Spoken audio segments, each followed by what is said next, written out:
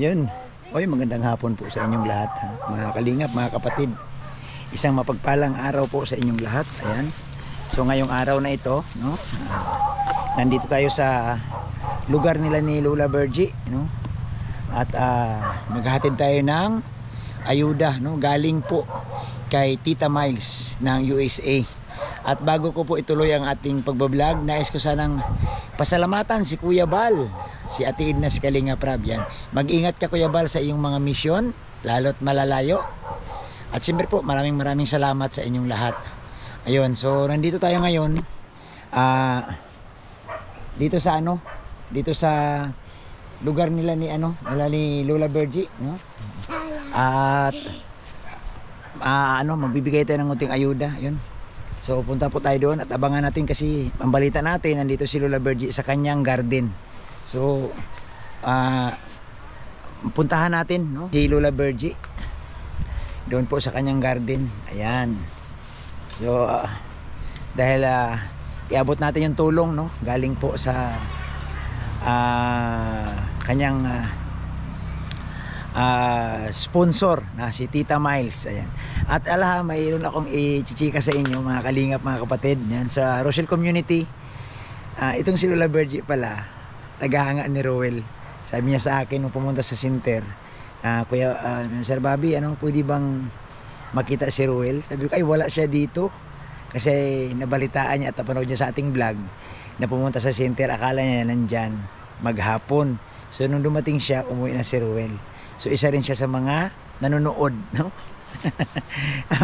Ang mga tagahanga ni Dodong, mga na talaga, yung mga lola at nanay na. So natin.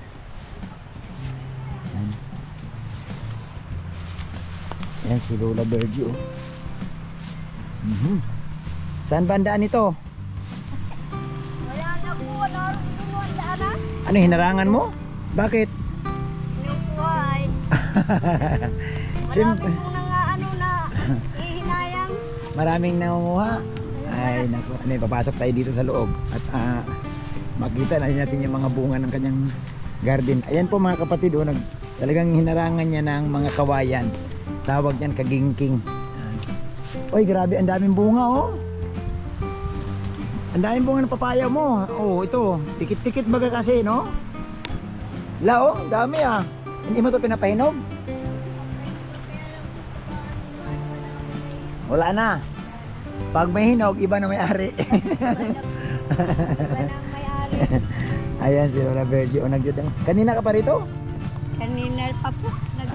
Ano lang, gagamas-gamas para may pandagdag Pero nakapagbinta ka naman itong mga tanim mo? Kakabinta mo po pag may nabili? Bili. Pag wala, hingi. Iniikit pa. Kinukuha pa, tapos hindi pa nagpapaalam. Hindi nagpaalam man daw sa puno. Sa puno lang. Yan. Kumusta ka na? Po ito, din baga, Raos man din baga po.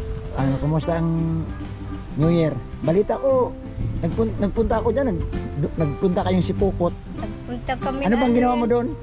Nag-ayos po kami nung nung isa kong anak, yung ama niya na ay nagkaroon na din ng pamilya ay taga doon sa Ragay.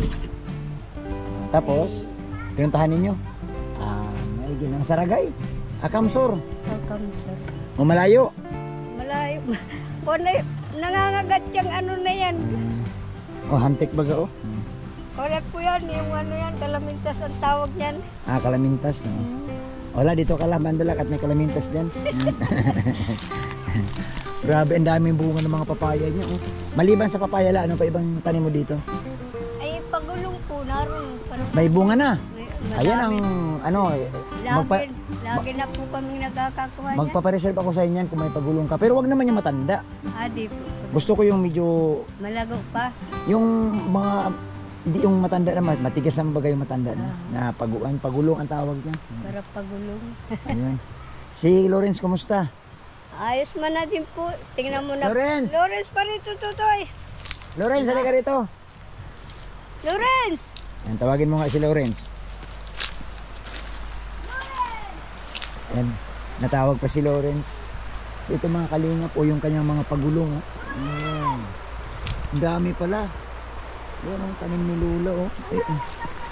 Ang daming bunga, oh.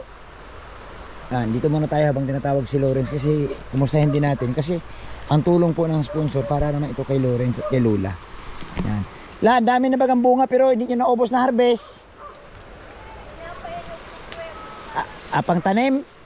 Pantanim? Ini pag-aon, ano na, oh. Oo, pantanim na. Yan. Mabuti naman at masipag si Lola Virgie magtanim-tanim, oh. Grabe. Ito, iba-ibang lahi ng papaya mo. Ito, napakalaki. Yan. Ito, maliliit naman. Yun namang iba, walang lalaki ito. Walang bunga. Ay, gamot po yan. Gamot yung lalaki na. Gamot. So ito, mayroon siyang talong. Masipag ka talaga. Ayan, oh, talong kayo dyan. Yan.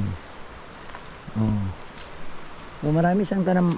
Karamihan po papaya. Mabuti nga. Itong lugar na kasi na ito, itong lupa na ito, kwentuhan muna tayo habang tinatawag si Lawrence. Itong lupa na ito, hindi man ito kay Lola. Kumbaga parang ano lang ito. Iba ang may-ari kasi lang si Lola Virgie. Paglikas mo talagang marunong ka magtanim-tanim, ay sigurado maghahanap ka. Oh, mayroon din siyang sili. Wow. Uy. Kompleto, pang tinulang manok. Ito ang gusto kong maitanim, sili, kasi masarap to sa tinulang manok eh, oh. Lalo na pag Bisaya, oh, ito oh, kaganda ng magtanim tayo ng ganito, sili, pati ito oh. Yan oh, ang laki ng puno ng sili ni Lola Virgie. Yan, ang laki ng puno. Ayan, Lawrence, halika rito, Lawrence. Oh, dito ka, dito. Pasok ka dito. Dito ka, pasok ka dito. Pasok. Ayan, hindi ka. Ayan. Oh, andito na si Lawrence, oh. Ano, kumusta? Ayos lang? Ay, gwapo ni Lawrence, oh. Oh, sino nagupit sa iyo? Ito. Tapos mayroon pa siyang kwintas, oh. Ay, mayroon siyang kwintas panlaban sa ano to.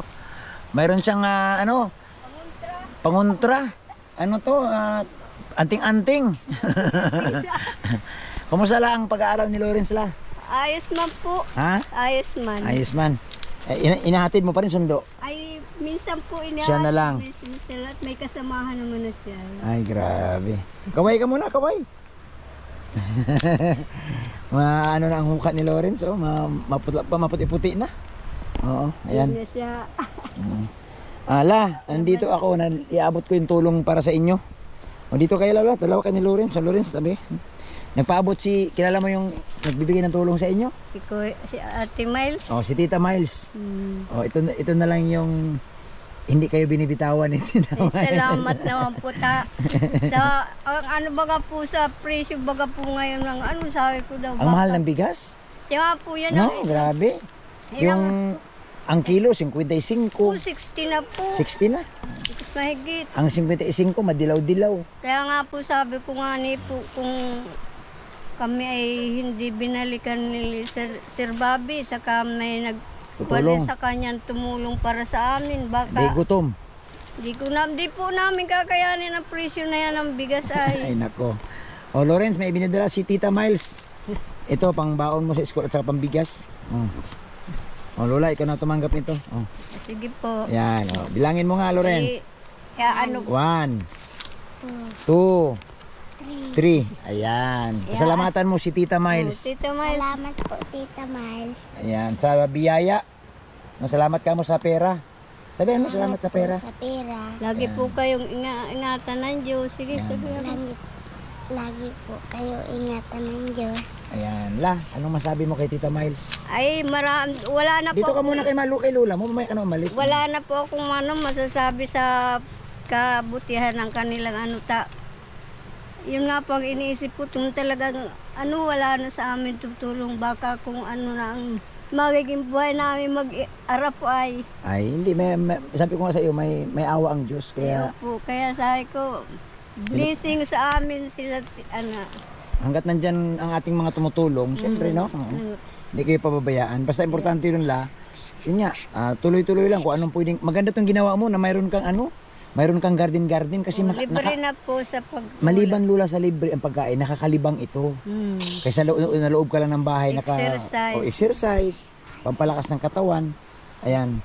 So Lawrence, babay na sa mga kay Tita Miles. Yan. Bye-bye, Tita Miles. Yan. Salamat Tita Miles. Yan. Mag-iingat. Tita Miles, salamat po sa tulong at yan, nabisita ko po si Lula kasama si Lawrence. Ayan. Lawrence, hawakan mo kay Lula ang pera, baka mahulog. Mahulog yan, iba ang makapulot dyan. Imbis may pambaon ka na, mauwi sa wala. Ayan. Bibili ko naman itong iba nito ng pambangot at outro naman baga po yung ina nito ng Oo. Basta bahala ka na, Lula. Importante lang. Importante ang ito, ha? Si Lawrence, yung baon sa school, ha? Kasi sabi ni Tita Miles, asikasuhin daw si Lawrence. Kasi yung tulong daw niya talaga, gusto niya si Lawrence na makita niya na gumagwapo na. Ito, tumataba-taba na si Lawrence. Oo. Iba na ang kulay ay niya, hindi na maitim. Hindi na kagad dati nung araw. Sus, kumusta nga pala si Cleo? Kibalita ako sa inyo. Ay baga po. Wala na dyan? Nayan po kaya lang ay parang ayaw Hindi ka pa nakapunta? Nagpunta po ako kaya lang laging nasa bundok. Pero nung pong bagong taon, nagdalaw dyan yung mag-ama. Sa iyo? Ay, very good naman, Kaya Lola. sabi ko, sana, ay, maganda yan yung dumalaw sa iyo. sana hipuin naman ng Panginoon Diyos na talagang Oo, at ipagdasal mo la. Wala namang yan apo mo rin yun Apo mo rin, si Gusto. Willie, mo din yan. di nga sa biro nung magkasakit kung basta't nagkakasakit yan mga apo ko na yan nung wala sa akin. Talaga po yung ina nung napanaginip sa akin nung may sakit pala si Cleo, nagpanaginip na naman sa akin na Baka pag may time na baka sakaling magkasalubong kayo, mo si Cleo, mo rin. Huwag alisin mo na yung ayaw mo na yung... binibigyan ko nga po yun ng pera pag may pera ako. Pag nasalubong mo? Ayan. So yun po ang Hindi ko naman po yung pwedeng tiisin at kahit kami nung ama ay kung walang imika na kung ba sakali. Pero ako na ang mismo nasalita sa kanya. Ayan. Marahil, siya, iniwanan na baga po nung asawa naman. Ha? Iniwanan na. Wala nang kasama dyan? Di nga. Wala na nga po. Totoo? Kailan lang?